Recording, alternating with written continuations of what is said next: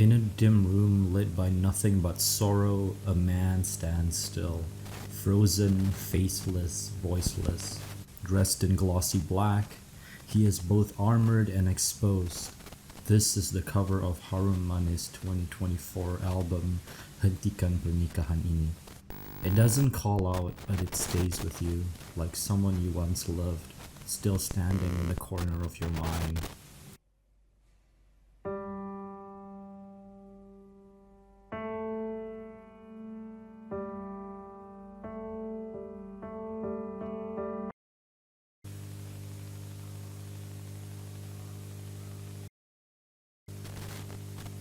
Harum is a singer-songwriter and chamber pop project from Jakarta, formed by Sulthon Kamil and Adib Arkan. It's not so much a band as it is a mechanism for memory, for devotion, for ruin. Their work merges ornamental fragility with a deliberate sense of theater, resulting in music that feels staged as much as it is felt. Their influences from Fiona Apple's lyrical ferocity, Leonard Cohen's sacred despair, Al Green's aching sensuality don't appear as obvious references but as spectral presence woven deep into the fabric of their sound.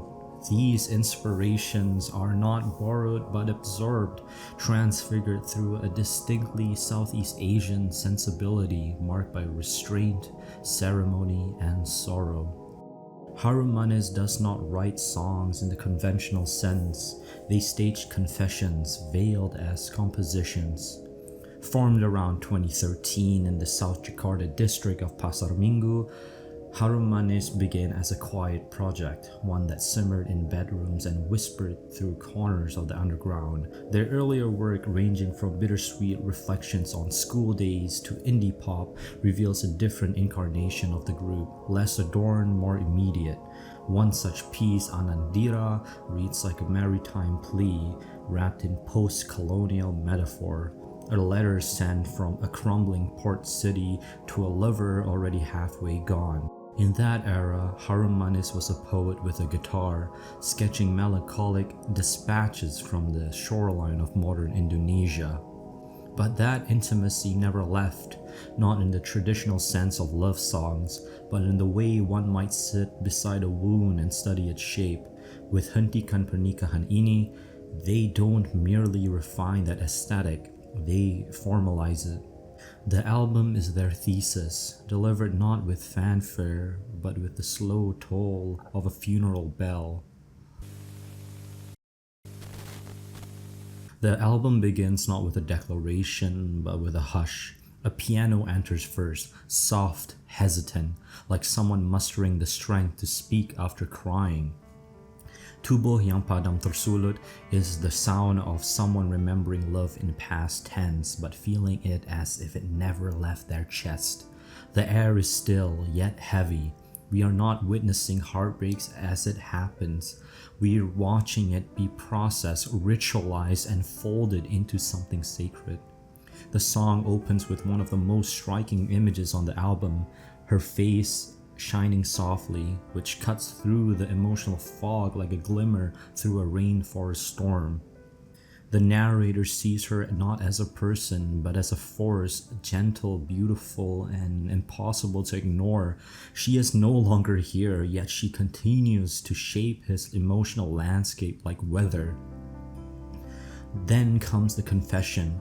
He loved her deeply, but never without distance. Her armored-like dress suggests a relationship performed rather than lived.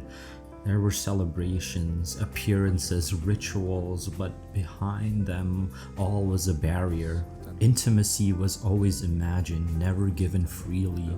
This is a love lived behind glass, where even joy feels like something rehearsed.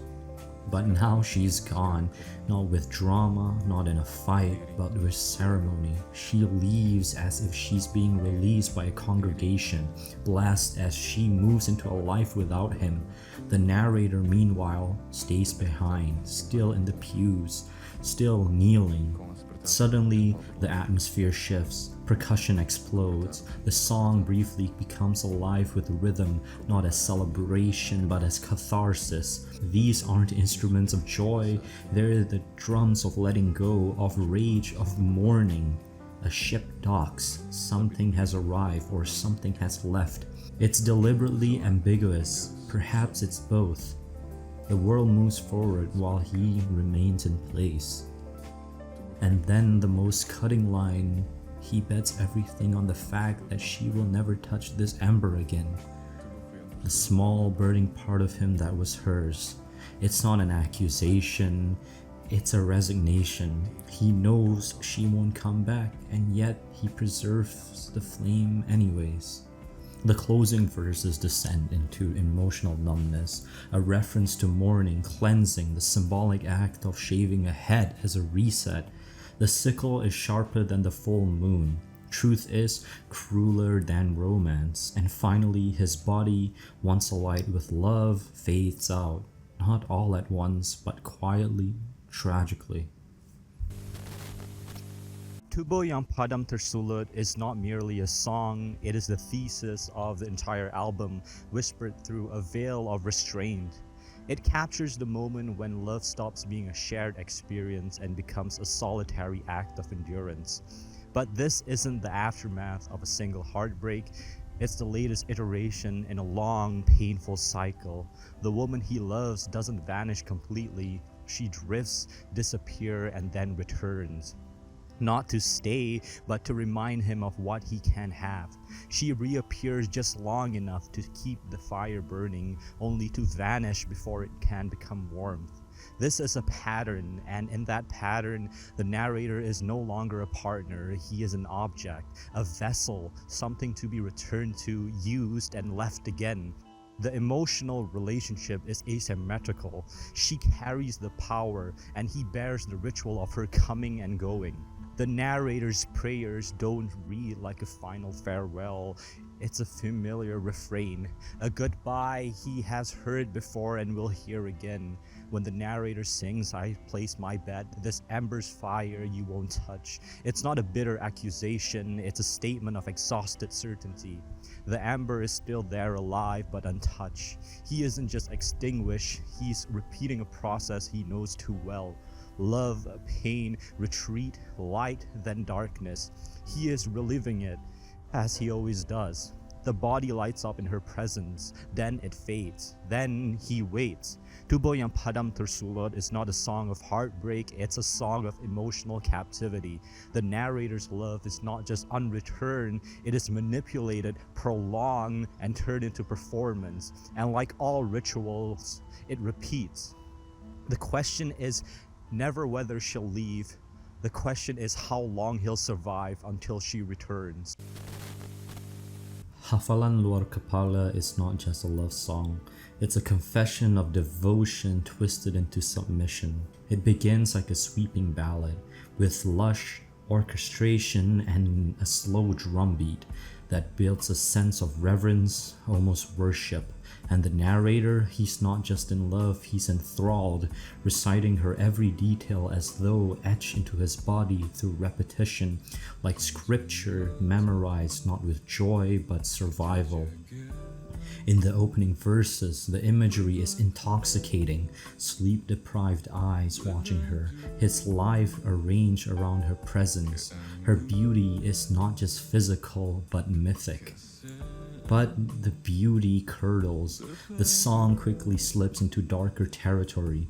The control she has over him is not soft, it's brutal and intimate.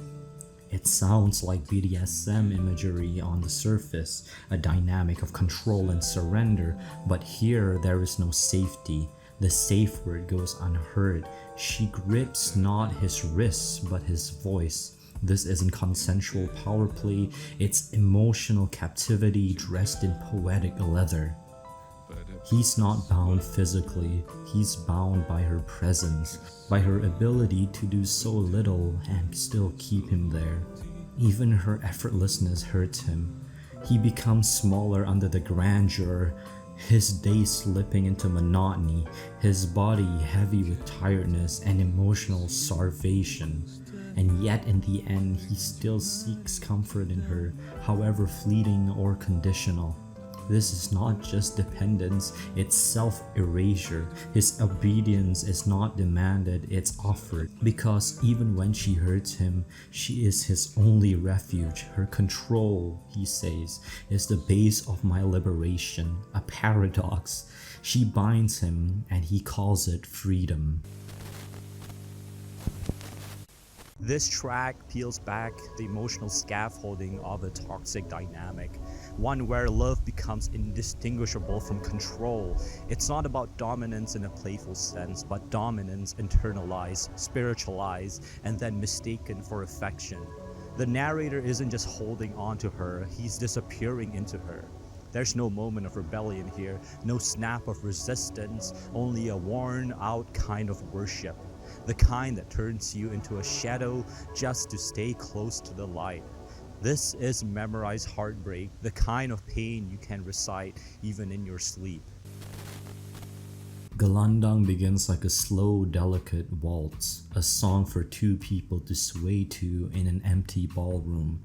But where there should be warmth, there's absence. Where there should be a lover, there's a ringtone. This is a song about being emotionally homeless, not unloved but left out of love. The narrator's longing is so deep he stays awake through exhaustion just for the faint chance of hearing her voice. But she doesn't answer, and it's not that she's simply unavailable, it's far worse. And yet, even this revelation doesn't provoke rage. There's no jealousy, no demand, just a quiet plea. Include me. He doesn't want her to stop, he just wants to be there, even if it means being a silent object in her escapades. It's devastating, not just because she cheats, but because he's willing to be reduced to anything just to be close.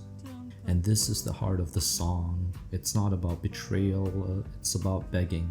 The narrator doesn't plead for love, he pleads for proximity. He's stripped of dignity, but he doesn't even flinch, because her smallest attention still feels like salvation. And then, finally, a moment that feels like rupture. It almost sounds like a boundary, like maybe after everything he's had enough, but it's a bluff, a flicker of resistance before the final crushing collapse. Everything folds here, the anger disappears, the truth remains, he still loves her. Unconditionally, hopelessly, tragically. The song ends not with closure but with surrender, and the return of the soft humming, like a religious chant, makes it feel like he's kneeling before an altar. She is his goddess, cruel, indifferent, and still everything. Gelandang is a ballad of emotional servitude. The narrator is not in a toxic relationship, he is in reverent captivity. His love is not reciprocated, but he continues to offer it like a beggar laying roses at the feet of someone who's already left the room. This isn't about fidelity, it's about how love can corrupt the soul when it's paired with loneliness. Even when the narrator knows he is being used, ignored, discarded, it doesn't matter. What hurts isn't the act of cheating, what hurts is that she didn't think to involve him. And so the title Gelandang, beggar, becomes literal. He is begging not just for love, but for presence, a glance, a voice, a role, even if that role is humiliating. Because in the ruins of his own worth, even scraps feel sacred. The song doesn't build to a confrontation, it builds to a prayer, one that will go unanswered. And that's the tragedy, not that he's been abandoned, but that he still waits at the door. This song unfolds like a dream the narrator is too scared to wake up from. Set against the backdrop of a party, the narrator imagines a future that hasn't happened and likely never will. He wears her ring not in reality but in solitude. He steps away from the noise, from his friends, from the present moment, and slips into something quieter, something more sacred, a delusion. There's a haunting elegance in this act of withdrawal, The narrator doesn't rage, doesn't plead, he simply removes himself. In doing so, he performs a private ceremony of devotion, quietly binding himself to someone who may not even be thinking of him.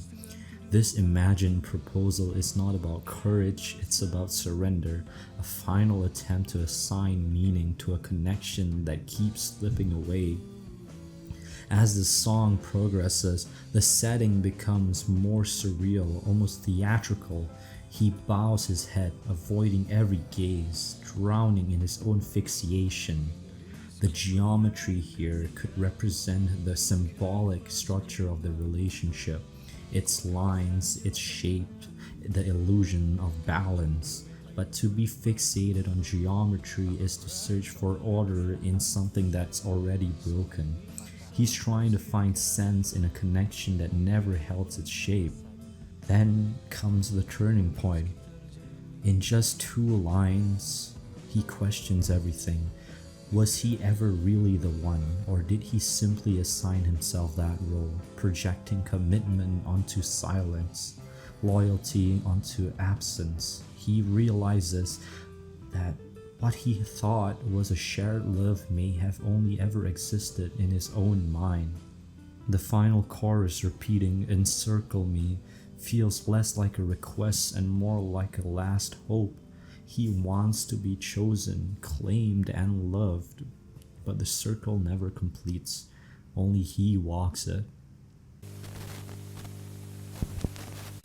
Kukusan Chinmu is the most tragically performative song on the album. It's not about a wedding, it's about the illusion of commitment, the choreography of devotion in absence of mutual feeling. The narrator isn't celebrating love, he's clinging to a fantasy, staging it in real time. This is a one-person ceremony. He doesn't propose, he doesn't ask, he doesn't receive a ring, he puts it on himself. And in that act, we glimpse his deepest delusion, that love can be real even if it's unspoken, unreciprocated, and unacknowledged.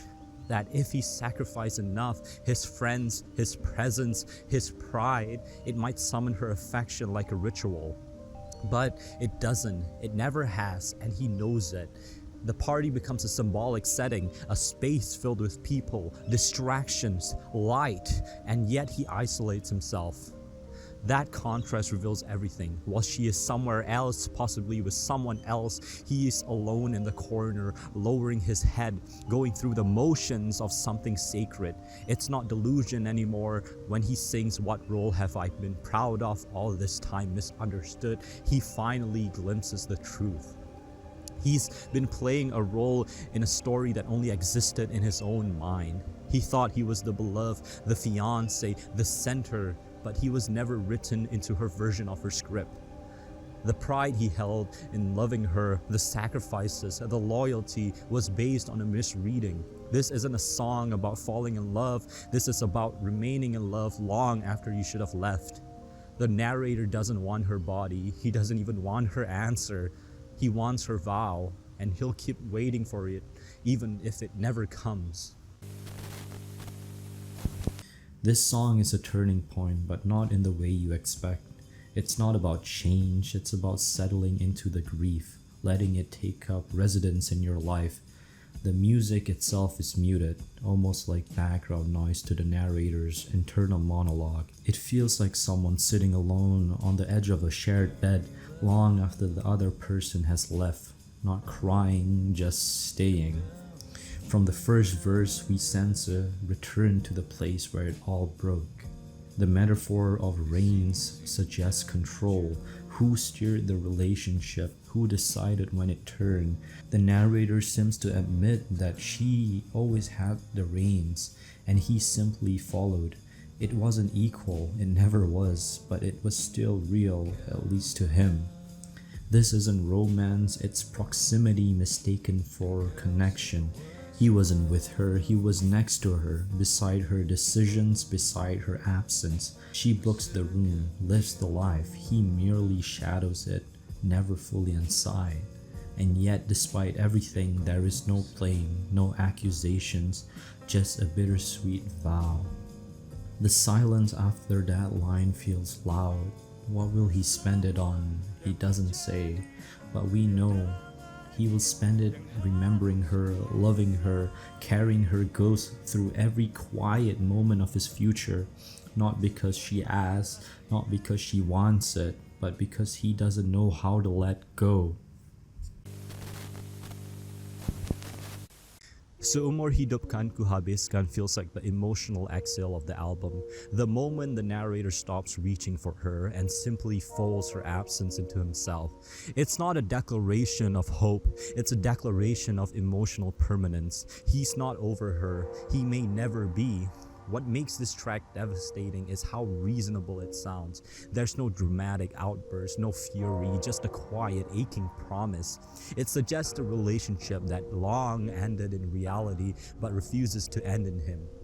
It's the kind of love that festers not out of bitterness, but because it never been allowed to resolve. And when it plays after Kukusan Chinmu, this song suggests something darker. Not just a failed romance, but a kind of emotional servitude. The narrator has surrendered his future not out of love, but out of habit. The heartbreak has crystallized into identity. Even the song's title, Suumur Hidup Habiskan, is haunting in its ambiguity. What is he spending his life doing? Remembering her, forgiving her, waiting for her to come back and hurt him again? Maybe all of the above. This is where the album begins to turn inward. Not just mourning a woman, but mourning who he used to be before he gave everything to someone who didn't stay. The sixth song of the album is the quietest collapse in the entire album. It's not the sound of a relationship breaking, it's the sound of someone realizing it already has. The song lives in the aftermath, the mourning after the emotional spectacle, the inner monologue once everyone has gone home. It begins in near whispers, a man long accustomed to swallowing words finally speaking them far too late. The narrator confesses that he is someone who has always been silent, internalizing everything. But something about last night, a gaze, a moment, a break, made it all spill out. The party becomes a symbolic container for this rupture. Underneath the glow of chandeliers and casual laughter, he bears it all. Not to be dramatic, not to win her back, but because he couldn't keep it in anymore. He admits loving something vast and uncontainable, lautan, the ocean, a metaphor for her, or perhaps his own emotions. That love, once neatly stored inside, is now exposed. But even after this vulnerable moment, there is no resolution. She doesn't hear him, or can't, or won't. The scream that's been building for years erupts in silence, and the music lets it happen. Not with volume, but with weight. Bangkit Usai Pesta is the narrator's emotional tipping point. For the first time, he breaks his own silence, not to declare love, but to release the pressure of it carrying alone. The song is not about communication between two people, but about the act of speaking. Even when no one is listening, there's a profound irony at its core. Just as he becomes emotionally legible, she has already tuned out. Her eyes may have unlocked him momentarily, but the gaze was fleeting. And now he's alone with the wreckage of that brief intimacy. The ocean metaphor, kecintaku terhadap lautan, is crucial here. It reflects not only the depth of what he feels, but also the danger of it. The ocean is beautiful, but it drowns you. His confession isn't safe. It's destructive, perhaps even self-sabotaging. But it's the only way he knows how to survive, by letting the waves crash. And even in its final lines, the song refuses resolution. The scream goes unheard. The music drops, not triumphantly, but with the gravity of a body collapsing into bed after crying. It's not dramatic, it's not romantic, it's just honest. This is the narrator at his most emotionally naked. No metaphor can protect him anymore. And yet, paradoxically, this is also the first time he begins to rise, not because he's healed, but because he finally let himself fall. Baju Pengantin is not a song about a wedding. It's a song about watching the person you love marry someone else. And more than that, it's about what it does to you. The song's title conjures softness, ceremony, finality, but what follows is violence, control, and humiliation delivered with ritual precision. The track opens with an image of the dress being taken off. It feels like a bride leaving her own wedding, not out of peace, but fury. The relationship has twisted. The sacred and the perverse exist side by side. The lover becomes servant, the bed becomes altar, the whip becomes vow. Then comes the song's most jarring lyric. It's painful not just in what it says, but in how it's delivered, as if the narrator's last hope for tenderness is now erased. The love that once held poetry now demands performance.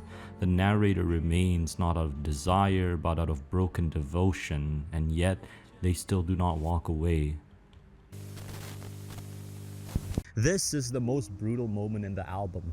Not because it's loud, but because it's final. The narrator has watched the woman he loves drift in and drift out of his life, use him, vanish, return, and then finally stand beside someone else, wearing the dress that he imagined would be for him. Baju Pengantin stages this betrayal not as a sob story, but as a psychological reckoning. The narrator's love has been so contorted that even pain now feels like intimacy. She no longer needs to deceive him. He no longer asks for more.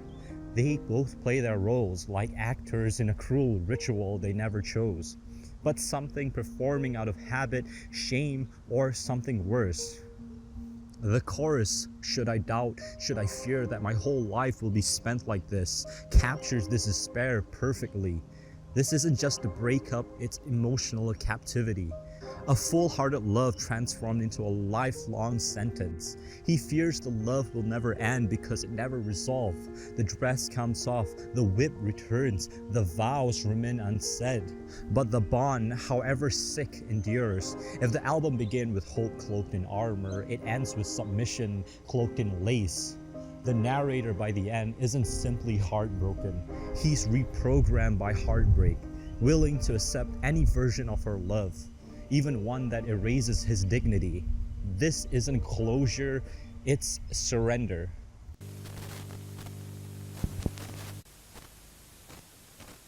At its core, Hentikan Pernikahan Ini is a story told through fragments, rituals that never fully form, vows that never leave the mouth, and a love that is never truly held. The album follows a narrator hopelessly in love with a woman who sees him but doesn't quite return to him. She hovers, sometimes present, sometimes unreachable, but always powerful. He loves her not just in spite of this, but because of it. The story begins in quiet reverence in Tubuh yang Padam Tersulut.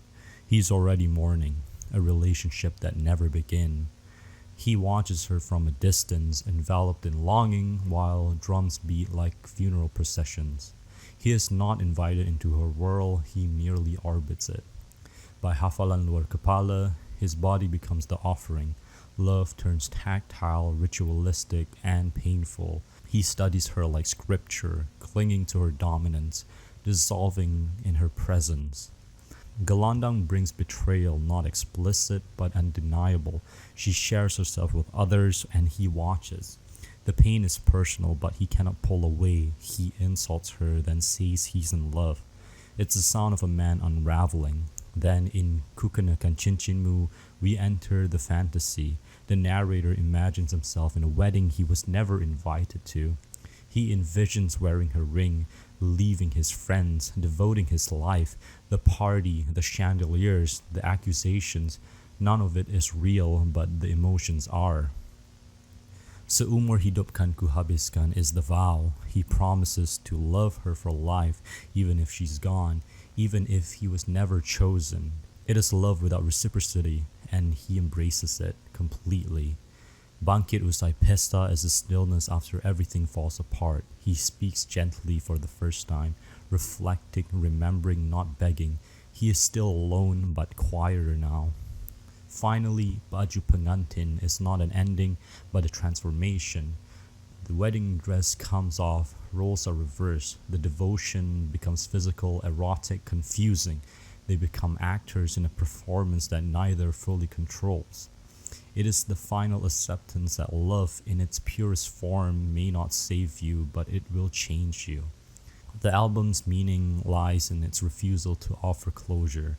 It is not about healing or moving on. It is about staying, remaining inside the ache long after others would have left. The narrator loves her not because it's returned, but because the love defines him. And through 7 songs, we hear every stage of that quiet, haunting devotion. Desire, submission, betrayal, fantasy, promise, grief, and finally, a strange, violent kind of peace. Hentikan Pernikahan ini is not a breakup album. It is a ceremony without a wedding, a rehearsal of love that never reaches the stage. And in that absence, in that unconsummated vow, it becomes something devastatingly complete. And perhaps nowhere is this emotional architecture better captured than on the album cover itself. A single image that holds everything the music dares not to say aloud. A man stands on a bed. He is encased in glossy black bodysuit, featureless, almost alien. The room is plain, sterile, drained of intimacy. There is no warmth here, no softness, only presence, posture, and restraint. He is unknown, and yet he is unmistakably the narrator, reduced to symbol, not an individual, but a vessel. The latex suit suggests submission, eroticism, and suffocation all at once. It is both armor and confinement. He is dressed for love, but not to be loved. He is not there to touch. He is there to witness, to ache, to stay still while the world moves on without him. The bed beneath him is not rumpled, not shared. It is not a place of passion. It is a pedestal for paralysis. He is elevated only in his stillness, performing his own powerlessness. This isn't just a metaphor, it's the end point of emotional submission, where longing petrifies into ritual and devotion becomes costume. Even the lighting is indifferent, no spotlight, no drama, just flat natural coldness. The blinds are uneven, letting in fractured daylight. There is no narrative here, only aftermath. The moment when the ceremony has ended and the man remains, still dressed for something that never came. If the album is a ceremony with no wedding, then the cover is the portrait of the groom who stayed behind, not because he was forgotten, but because he never stopped believing there was something left to wait for.